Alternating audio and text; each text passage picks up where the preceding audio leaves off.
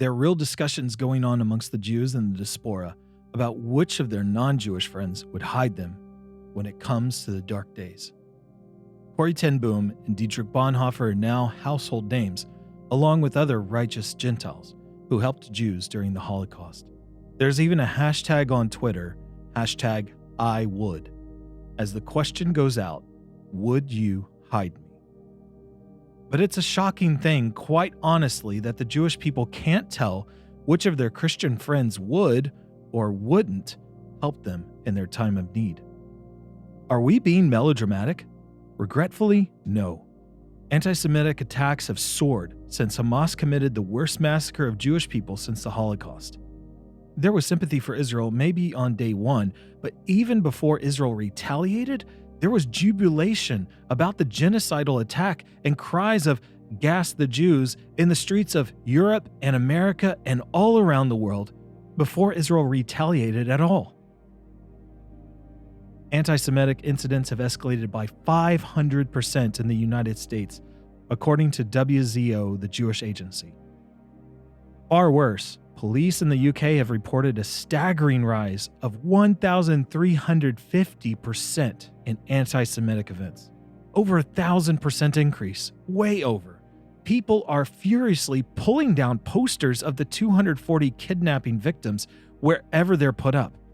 It would be considered mean-hearted to pull down a picture of a missing dog, never mind a missing child. In Dagestan, a predominantly Muslim region in Russia, a violent armed mob rushed to the airport ready to lynch any Jewish passengers arriving on a flight from Tel Aviv. Meanwhile, in the UK, crowds gathered outside the Prime Minister's residence on October 31st and chanted in Arabic, "O beloved Abu Obadiah, hit and bomb Tel Aviv." Abu Obadiah is the spokesman for the military wing of Hamas. The Star of David has been spray painted, marking Jewish homes in France. There are signs refusing to serve Jews in Turkey, an environment that would be familiar to the ten Boom family. Horrible events are unfolding. People are protesting everywhere, all across the world, in support of Gaza, many cheering on the terrorists and justifying their despicable acts. Since the massacre, 87% of the Jewish people surveyed said they had feelings of diminished safety, accompanied by prevailing emotions of anger, anxiety, and shock. We haven't been given a moment to breathe. The day after October 7th was a horrifying wake-up call to the levels of hatred and indifference towards the Jewish people. Daniel Van Ressica said, "It's hard to explain how it feels hearing the world cheer for your extermination." Orit Yishai said, "I don't know what's scarier, 2,000 terrorists breaking into your country and murdering your Jewish family, or the fact that half the world supports it." Jeffrey from New York City said, "I'm having conversations if it's safe to wear my Star of David, if my family keeps our mezuzahs up, or how Jewish does my name sound? Do I need to change it in Uber and Amazon? I've never felt so hated and scared before." This is not just theoretical. Samantha Wool, president of a synagogue in Detroit, was stabbed to death outside her home in Michigan 2 weeks after the massacre in Israel. Police say they have no idea what the motive could possibly have been. 2 weeks later, on Saturday, November 4th, another Jewish woman was murdered in her home in Lyon, France. A swastika was daubed on her door.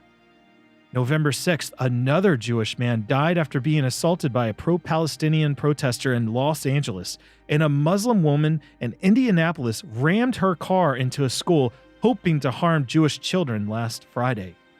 Jewish communities in the diaspora are aware that they're in grave danger. Israel is now officially warning its citizens that they need to take care when going overseas not to have any visible signs of being Jewish, like a Star of David or a yarmulke, and avoid speaking in Hebrew in public.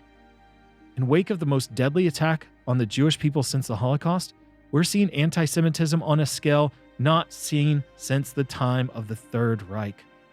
University campuses have been particular hotbeds of Jewish hatred, with scenes of students barricaded in the library in Cooper Union College in Manhattan. Protesters were banging on the door, and people were offering to hide them in an upstairs room out of sight. One of the students said it reminded her of Anne Frank.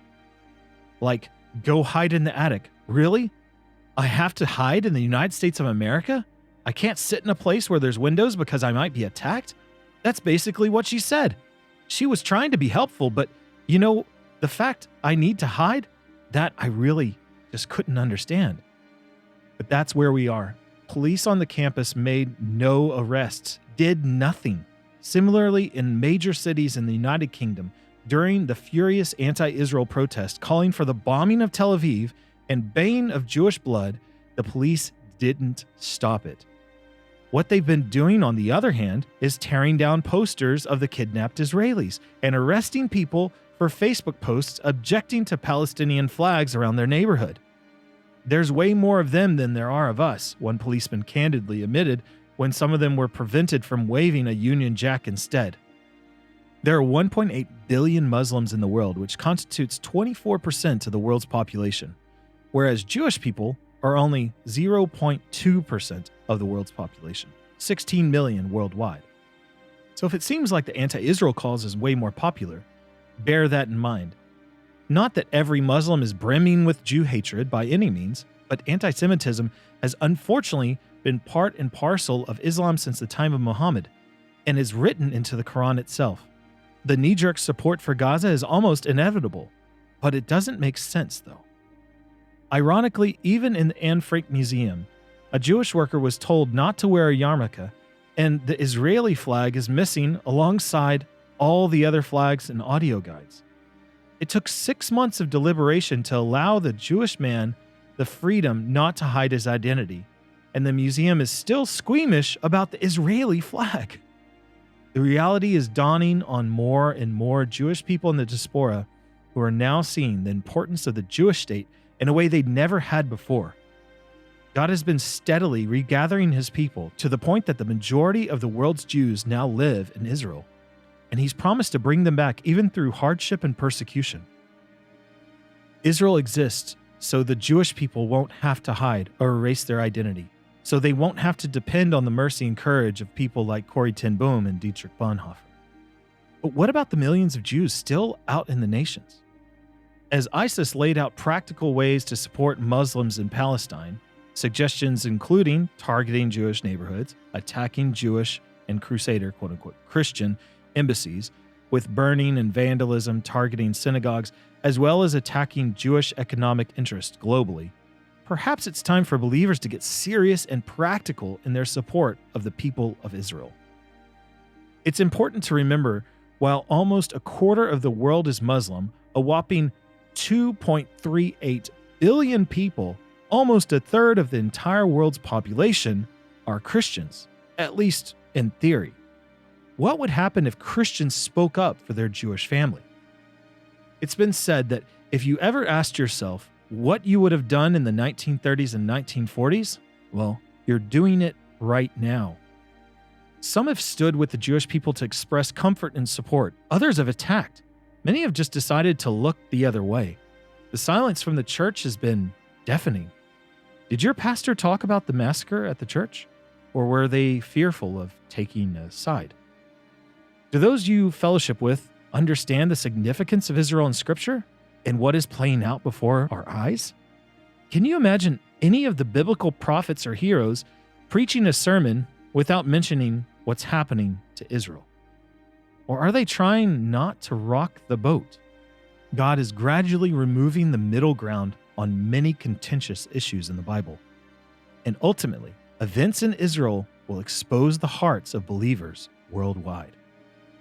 However, while many Western churches have studiously sidestepped the subject, we've had some unlikely Bonhoeffers and ten Booms stepping up to take the baton.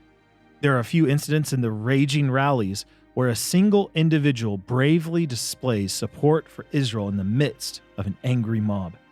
And it turns out those brave individuals were usually Iranian. Courageous believers from the most unlikely places are arising at this time. People who've come to faith from Muslim backgrounds have been very vocal and bold in their support for Israel. There are dramatic scenes of Iranians, Yemenis, Syrians who love Jesus speaking out on the behalf of Israel on social media, since they know full well what Israel is up against right now. They recognize the regime behind the onslaught, and they know the goals of Muslim extremism. They've also learned courage after leaving Islam at risk of their lives. We've also had messages of love and support from Egyptian brothers and sisters in faith, and Lebanese singer Carlene Basili has made the sacrificial decision to love God's chosen people at the cost of her citizenship. She joined to sing with Orthodox Jewish musician Yair Levy as a declaration of unity at Israel's time of crisis. Anne Frank is famous for saying, "I still believe, in spite of everything, that people are really good at heart." She wrote this a few weeks before she was taken off to Auschwitz. Up until that point, she was only around her family, the kind Gentiles who were willing to help Jews. People like the Ten Boom family. You've got to wonder if her opinion changed after she was dragged to the death camps. Evil is very real. It takes a lot of courage to stand up with the people of Israel in the face of extreme hatred on the scale we're currently witnessing. Those from the underground church are well practiced at taking a death-defying stand. We need to look to the example of our Muslim background brothers and sisters and to the righteous Gentiles of the Second World War. It will cost a lot, but the reward will be great. This is where Iranian and Yemeni believers find their courage. They look to the same place Jesus looked before he gave his life for us all at Calvary. We need to look to the joy set before us, knowing what awaits us in eternity. Following Jesus can lead us even to this dark place of surrender and sacrifice. But as the Apostle Paul will gladly tell you, it will be worth it. Acts 20:24. But I do not account my life of any value nor as precious to myself, if only that I may finish my course in the ministry that I have received from the Lord Jesus, to testify to the gospel of the grace of God.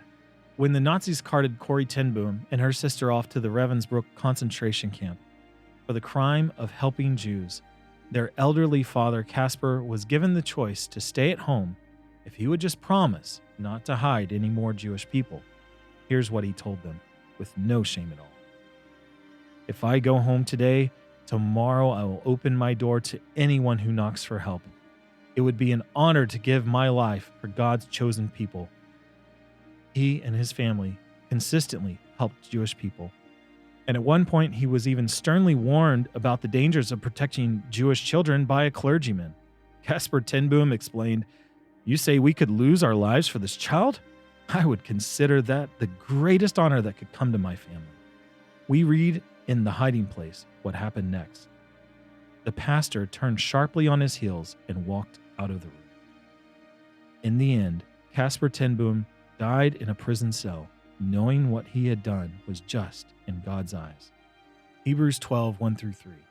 Therefore, since we are surrounded by such a great cloud of witnesses, let us lay aside every weight and sin which clings so closely, and let us run with endurance the race that is set before us, looking to Jesus, the founder and perfecter of our faith, who for the joy that was set before him endured the cross, despising the shame, and is seated at the right hand of the throne of God. Consider him who endured from sinners such hostility against himself, so that you may not grow weary or faint-hearted. And that's our prayer for you.